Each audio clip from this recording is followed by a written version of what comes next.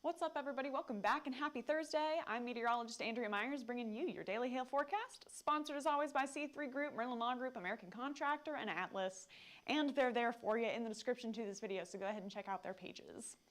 So today, we still have that snowstorm that's continuing to go on through the south, like the High Plains area. It's all slowly creeping off to the east, but we're letting you know what's going on with future snowfall here coming up. And then once that low pressure system makes its way far enough east, now it's going to take a run at the Gulf, Florida. You guys are going to be kind of in the crosshairs for more potential severe weather coming into the weekend. So taking a look at that setup and then getting into number 2 of our top 10 countdown for 2023's costliest storm systems.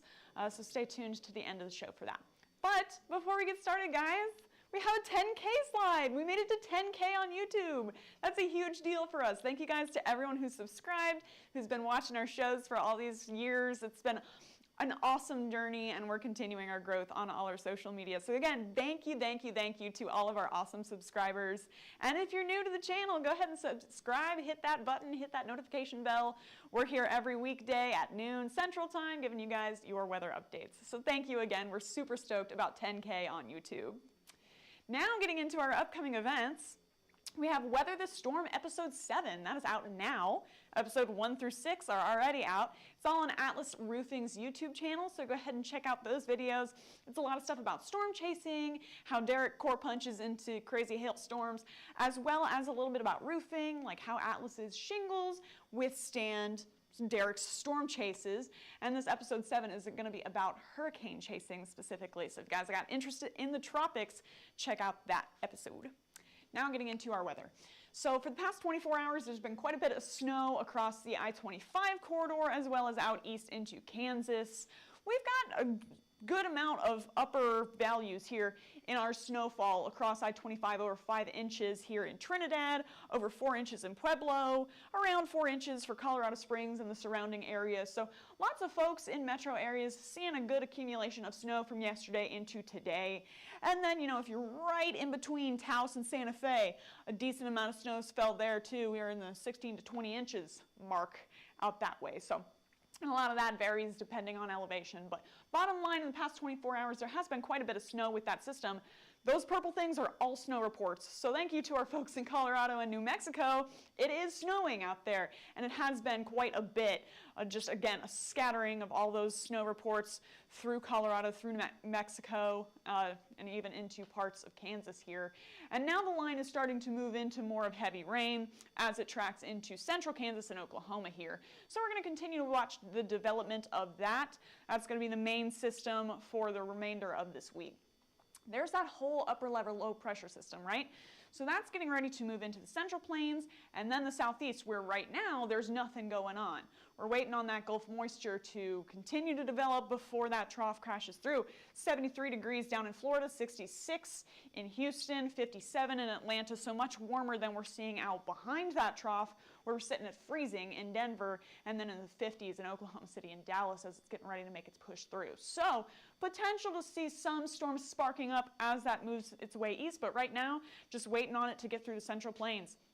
And while we wait, we still have a winter storm warning in effect for parts of Colorado, New Mexico, Texas, and Oklahoma here. And that purple is your winter weather advisory. For that advisory, got more wet snow expected. So it's going to be kind of that heavy, nasty stuff that's gross to drive on. 1 to 3 inches additional snow expected in your winter weather advisory. For the winter storm warning, now we're seeing wet snow and a wintry mix, so potential for more ice in there as well. And depending where you're at, you could get 1 to 5 inches of additional snow, or if you're at upper elevations too, then you could see locally higher amounts, now in the double digits. So just, again, it really depends in those mountain terrain environments on how much snow you're going to get. at how high of an elevation you're at. But bottom line, the snow's not done out that way, and then we'll see more rain hitting us in the Central Plains here soon as all that stuff works its way off to the east. So by 5 Central Time, like Elk City, getting some rain, Dodge City, and then more of that freezing rain, wintry mix out in the panhandles, some snow out behind it. And then as all of that makes its way towards Texas and Oklahoma, all of us in OKC are like, let the snow come to us. It does not. Lots of heavy rain for us waking up in Oklahoma City tomorrow at 8 a.m. Same for Wichita, and that line getting ready to push through Dallas-Fort Worth as well. So lots of heavy rain for your Friday if you're in the South Plains, all the way up through central Kansas. Snow accumulations wise, it's all going to stay out in the panhandles and in the high plains / front range. So today by 5 p.m. Mountain Time, 6 p.m. Central Time, getting, again, it's going to be like 1 to 3 inches of additional heavy snowfall on the outskirts of this system, and then some higher amounts if you're at the upper elevation there. But bottom line, that's kind of what we're expecting for the next 24 hours here into your Friday afternoon for snow accumulations through the region. Then the low is going to creep off to the east. There it goes through the Ohio Valley here and really kind of dipping all the way down into the Gulf as well. By Saturday, we start to see some intensification of that upper jet stream as it hits Florida and the southeast. So we're watching this area, again, where it's just kind of chilling. It's nice and warm down there compared to the rest of the nation. And we got a little bit of rotation that we're starting to see in the upper atmosphere as that heads out that way. So potential to see some tornado risk picking up in Florida by late Saturday into Sunday as that tracks off into the Atlantic. So we'll let you guys know kind of how it looks through the weekend. Again, we're going to give you our daily updates, but this is our temperatures by Friday afternoon. Real nice and cold out in the Rockies. A little bit warmer down in the southeast, sitting in the mid-50s, 60s, even the 70s down in South Florida. Then by your Saturday afternoon, it's looking about the same. Nice conditions out here for potential storm development. And, you know, if you're not in the crosshairs of that storm system, you're still getting some generally seasonable conditions down in the South Plains, pretty chilly up north, you know, what you would expect for a mid-December day for most of us. Now, as that system spit out into the Atlantic. So, got to keep an eye on it, but lots of rain expected for the south and southeast.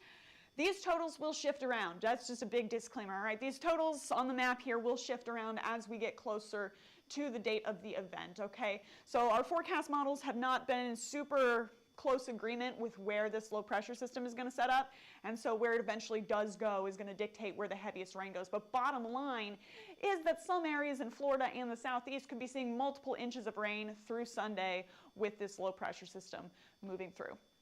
So, and you know, in addition to that heavy rain, we got that potential for severe storms. Hail, wind, they're possible. Looking at more of a tornado threat right now, unfortunately, for Florida, anywhere from Miami up north of Jacksonville into Saturday. And it's going to be a late night risk, guys, as well. So it's going to be an evening, overnight kind of event with the current trajectory of the system. So we're going to continue to provide updates on that, so stay tuned. But now, going to leave the show with number 2 of our top 10 severe storm systems of 2023. This one was a tornado outbreak, which, you know, for the current forecast seems to be fit here. But if you guys were out in the Midwest or the Tennessee valleys, this was March 31st, if you remember that. So all of these red lines here, you know, I don't know how clearly you can see them if you're watching on your phone, but we got lots of red lines here. Those are all our tornado swaths, all right? So lots and lots of tornadoes across all the way from like Iowa down into Tennessee, the southeast, all sorts of severe weather moving into the northeast. So lots of hail, lots of tornadoes, some bouts of high winds, even through the Chicagoland area as well. So all severe risks, but most notably it was going to be tornadoes, was a tornado outbreak on March 31st. So the way this set up was just another low pressure system swept through the area. Super high wind shear was in effect. Wind shear, again, if you haven't heard me say it before, or if you're new or whatever, that's fine. Wind shear is just how much the wind changes direction or speed as you get higher up in the atmosphere, right?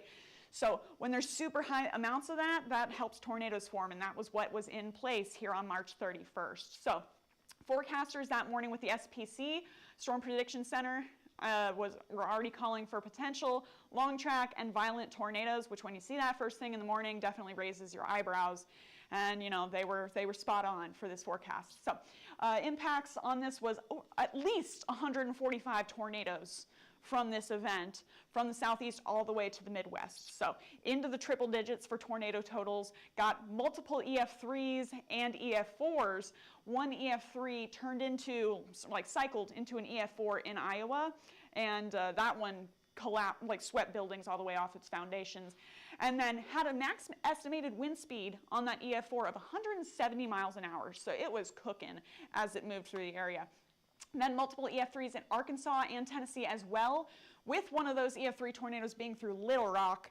So lots of folks seeing impacts from tornadoes, unfortunately in some metro areas as well as rural. So overall, all of those tornadoes and the hail and the wind, et cetera, did $5.5 billion in damage. Tornadoes, again, homes were swept off foundation, roofs were torn off, exterior walls were collapsed, lots of tornado damage from this, and we also had that hail damage damaging vehicles, you know, sides of homes, windows, etc. Just a whole mess of chaos out through the Midwest, the Southeast, the Northeast, lots of areas getting impacted by this as well. So 5.5 billion in damage, and here is some of those photos. Got hail messing up the vinyl siding of this home here, and then we got our tornado impacts behind me there. Trees just shredded. Got a football field and structures here just torn apart. And then one more hail damage. Poor cat is like, what happened to my window? Driving through the side of this house. So lots and lots of damage on March 31st. And then a lot of these have been systems over the course of multiple days. This was one 24-hour period. So nasty, nasty storm system for the Midwest brings us in at number 2 of our 10 costliest severe storms of 2023. Stay tuned for tomorrow, and I'll let you know what the costliest was. So that's what we got for today. You guys can follow us on YouTube, Facebook, Instagram, Twitter, /X, and TikTok. Hit See First on Facebook so you never miss a live video, and smash that subscribe button everywhere else. Again, thank you for 10K. Smash that subscribe button. We love getting new followers, so go ahead and follow us there. Then if you guys want to contact us, or if you're interested in purchasing a plan, because we do make severe weather products, go ahead and scan the QR code up above me or click the link in the description to this video and we'll get you signed up. Or if you have any questions, give us a call at 855-334-4245. Email us at info@hailtrace.com or check out hailtrace.com for more details. Or, I want to say as always, drop a comment in any of these videos on Facebook or YouTube about your weather questions, and we'll be happy to get back to you. But for now, I'm meteorologist Andrea Myers. Thanks for watching.